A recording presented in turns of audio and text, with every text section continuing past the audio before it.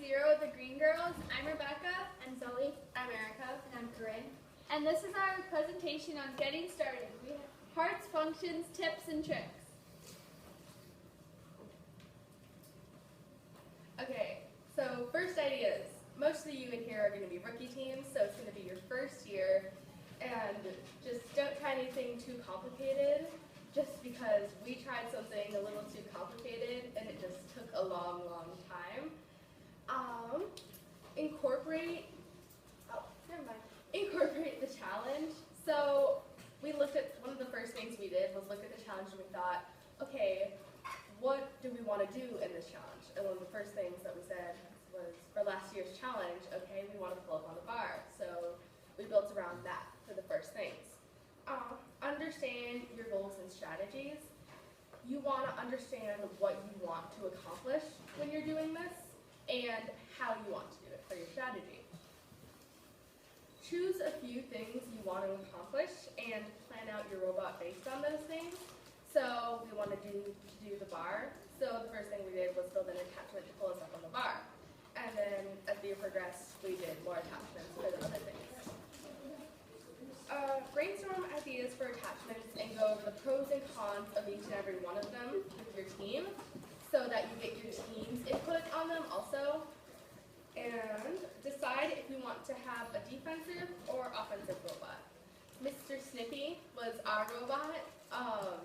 So the first thing we did was he started out as a defensive robot with like one attachment. But as the year progressed, we added more and more attachments, and he became like a mix of the two. Design for easy repair and make things easily accessible.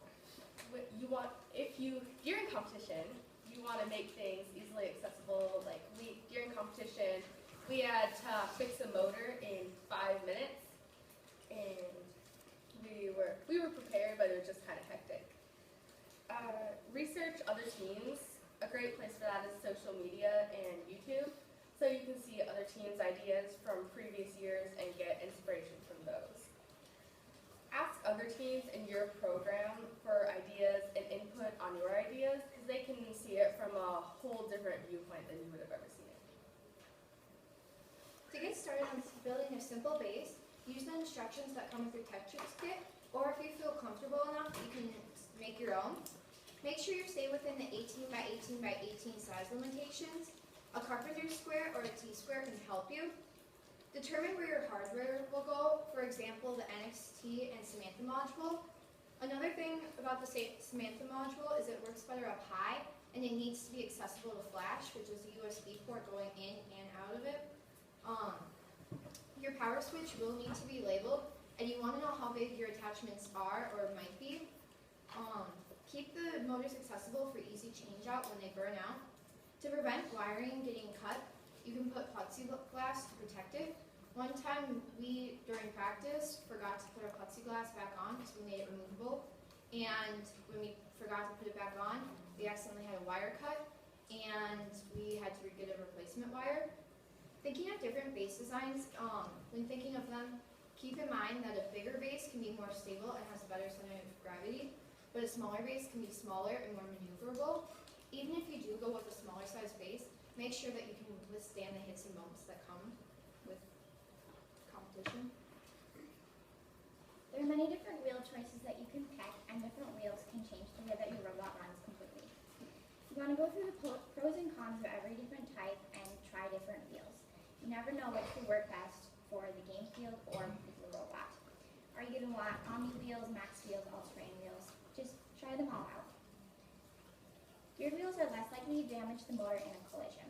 There will be defensive robots that will ram against your robot, and they can cause your motors to burn out. If they burn out, your robot won't be able to move anymore because you won't have a motor.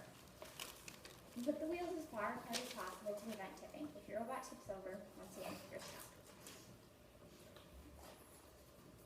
There are many different gear choices that you can also use. Gearing up and gearing down can make your robot faster or slower, stronger, or adding gears to the wheels can make them faster or slower. If you want to be a defensive robot, it helps to gear down. That way you can't be pushed around. But if you want to be a fast robot that's more offensive, it helps to gear it up. That way your robot can be faster. Adding gears to the attachments can also help. We geared down our scissor arm for hanging, that way it's a little bit easier on it to lift up the whole entire weight of our robot. With gearing down, the motor goes into the small gear, and then the big one goes into your wheel or attachment. With gearing up, the motor goes into the big gear, and then the small one goes into your motor or attachment. And going slower gives you more torque, so it can be stronger, but going faster gives you less torque. Adding attachments. So your attachments can vary in shape, size, weight, even color, basically in any way, shape, or form. When building your attachment, make sure you fully understand how you want to build it, and what you want it to do. Before you make your real attachment, if you can, make a Lego prototype attachment. Like that's what we did with our scissor arm before we made the real thing. We made a prototype with different parts. Just remember, the craziest ideas can work, but the simplest ideas can work also. Your attachment should be firmly secured and safe. Make sure there's no pointy edges, and if there are, the judges will call you out about that in competition, and then you can just file them down, but if you don't have a file with you, you're kind of out of luck. Remember to follow the rules, only use parts that you can use, and you can check that on earth.com. And like one of the things that we did was for our garage door that got blocks, we wanted to use baster brushes. But we checked with the rules, and it turned out they were illegal, so we couldn't use them. And then keep in mind where everything will go. And then when you're thinking about that, think about how big your attachments will be also, because you don't want to go over that 18 by 18 by 18 size limit. Okay, so wiring is a whole lot easier than you think. I did a lot of wiring for our team, and trust me, once you get the hang of it, it's pretty simple. When you're wiring, make sure to use the Tetrix kit example. It will show you how to connect everything. It's really helpful. And also keep in mind to make sure that no bare copper is showing, because if they touch, it could short out your battery and then your robot won't move. We did it a few times, so don't do that. Keep your NXT Samantha motors and motor controllers protected and accessible. So in a match, if you get hit, you want them protected so they don't come unplugged or break. But also you need them accessible in case you need to fix a motor or download a new program or rewire something. Zip ties and thread ties are also super helpful for wiring. They're really easy to tie up loose wires so they don't get caught in gears. Like Corinne said, we did that and we broke our wire.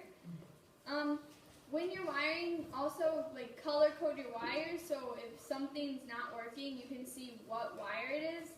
So instead of looking through red and black wires, you'll have different colors. We use just pieces of tape. And plexiglass is super helpful for protecting your robot. We had plexiglass on two sides of our robot and then under it, and it protected all our important stuff in case we got bumped. Also, know the order of your wiring and motor controllers and daisy chaining. So when you're programming, you'll know which motor controller makes what motor move. And protect the connection of your wires to your motors. So you could put tape around it or use a cap. If it comes unplugged, your motor will stop working, and it could be a wheel, it could be an attachment, and you wouldn't be able to move. So make sure to keep your Samantha module away from metal and up high. So when you're driving on the mats, static electricity will mess it up. So if you keep it up high and buy plastic, you'll keep the connection and your robot will keep moving. And like I said, exposed wires can cause batteries to short out, so keep a pack of battery fuses handy in case it does happen. And then you can tin the ends of your wires, so then they will stay together and they'll be easier to slot in. And we use these things, power poles, on powerworks.com, and they strengthen the connection. So if your wires can come unplugged during competition, just make sure you can use those and they'll stay connected. like I said, use tape or plastic to cap motors, and yeah. And this is a diagram for wiring. So on the right, or your left, my right, that's one of our demonstration robots. And then this is the Tetrix display. So what you basically do is everything needs to connect to the brick. So you daisy chain it, and then everything needs to connect to the battery. So you daisy chain it. Instead of trying to connect everything to one thing, it's really more simple. So you wouldn't want to plug two things in the brick, you just daisy chain. And you can use that to wire, and it's super helpful. There are many things you want to practice before competition. You want to practice replacing motors and broken pieces. Having lots of people on your team that know how to do all of those can really help you, so then it's not just one person that knows everything. Know who will be driving the robot, who will be running attachments, and who will be coaching during competition. And practice driving the robot as much as possible so that you can get the controls down. Constantly be fixing problems that may have occurred during your past run, and check your robot after every run to make sure that all your wheels and attachments are tight. Have a robot repair kit and frequently use parts with you at all times in case you need to make a quick repair. Just remember, you never know what can happen. Anything can break anywhere. When we were presenting at the Minneapolis Convention Center, our scissor arm completely collapsed, and we came totally unprepared and didn't have much of a robot for the rest of the event. If we had come with our robot repair kit or any other parts, we may have been able to fix it and been able to continue on with the event, but we couldn't, so we had to stop the event early. And then there are general tips and tricks that'll help you get through the season properly. Order at least one of every main part on your robot. That way if something breaks, then you'll have another one there automatically. And if you have custom parts, you're going to want more than one too. As you might see here, there's a big ball of duct tape on there because our custom part broke right in the middle of the run and our scissor arm completely collapsed. We ended up fixing with duct tape, which ended up working, but it'd be better if we ended up having another piece because then it would have worked better. Measure twice, cut once. This is really important. That way you don't waste any extra pieces because Tetrix pieces can be expensive. Use Loctite or nylon insert nuts. That way everything stays in place. Loctite can help everything stay, but if you absolutely need it removed, then it is removable too. Keep improving throughout the season. Your robot is never done until the season is over. Even if it's just improving your driving, you can always keep going. Be creative with your robot. Have fun with it.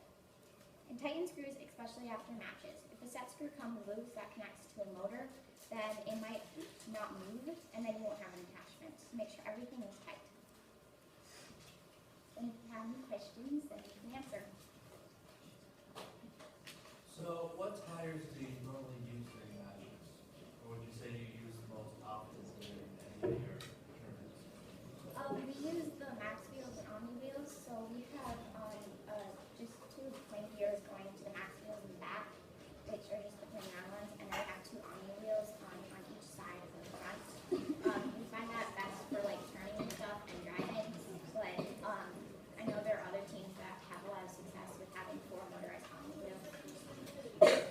It just depends on what works best for your team. Okay, I'm sorry, if you have any more questions, you'll have to ask the girls on your way out. You have to keep moving along to the next